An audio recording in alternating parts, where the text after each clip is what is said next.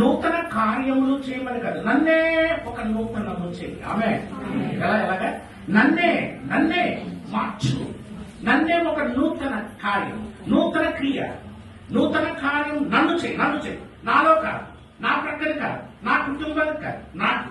ఎవరికి? నాకు. ఒక ప్రార్థన ఎలా చేద్దామా? ప్రభువా, ఈ సంవత్సరంలో నన్నే నూతన పరీక్ష. ప్రియ దేవుని బిడ్డారా, ఇక్కడ రెండు విషయాలు నేను మీతో జ్ఞాపకం చేసి పాఠంలోకి వెళ్తాను. యోహాను 3:3 అంటాడు కదా, ఒకడు కొత్తగా అనగా పై నుండి ఉంటారు కింద, క్రొత్తగా వెంటనే కింద ఒకటి వేసి కింద భాగంలో పై నుండి జన్మిస్తేనే గాని అతడు దేవుని రాజ్యమును చూడలేదు. నేను దేవుని రాజ్యం గురించి మాట్లాడుతున్నా.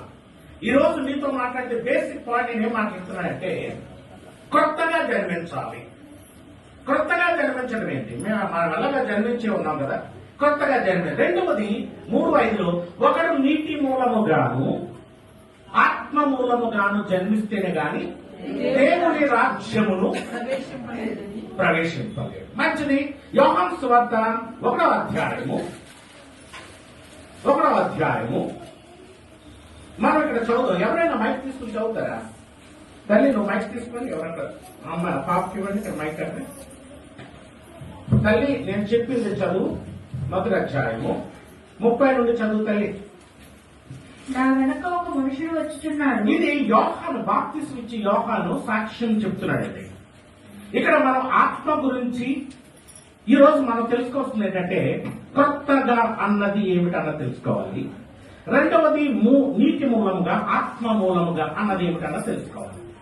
క్రొత్తది అనే పాఠాన్ని మనం వెళ్తున్నాం. పాఠం పేరు ఒకడు క్రొత్తగా జన్మించాలి. ఓకేనా? మనం అడుగుతున్నాం, ఒక నూతన కార్యము, నూతన క్రియ ఈ సంవత్సరంలో నాకే చెయ్యి అని అడుగుతున్నాం. మంచి చదువు తల్లి. నా వెనుక ఒక మనుషుడు వచ్చుచున్నాడు. ఒక భక్తుడైనటువంటి బాప్తిస్మం ఇచ్చి యోహాను చాలా చక్కగా, యోహాను ఒక రకంగా చెప్పాలి అంటే కనుక, ఒకసారి పాపజం మాట్లాడిన ఒక వర్తమానంలో నేను విన్నాను. దాని గురించి బాగా స్టడీ చేశాను. అద్భుతమైన వర్తమానం దేవుడు నాకు ఇచ్చాడు కదా. ఏమిటి అంటే,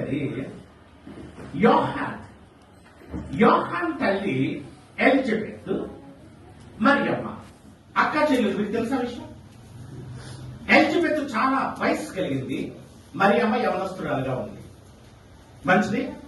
వీరిద్దరూ ఒకే తల్లికి పుట్టిన వారు.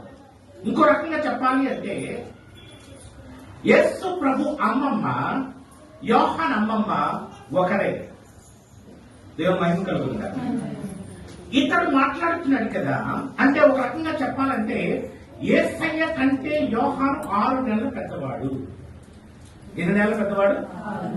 తర్వాత ఎలిజబెత్ కడుపులో ఆ పిండం కదలలేదంటే మరియమ్మ వెళ్ళటం, తన కౌగిలించుకుంటాం, వెంటనే నా ప్రభు తల్లి నన్ను దర్శించుడు అనడం. మీరు విన్నారు క్రిస్మస్.